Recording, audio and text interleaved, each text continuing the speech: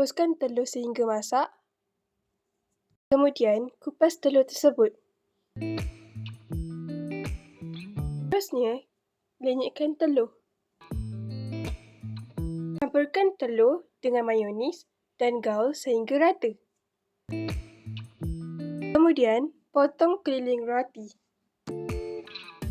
Letakkan telur yang telah digaul dengan mayonis di atas permukaan roti dengan rata. Tutup roti tersebut dengan sekeping roti.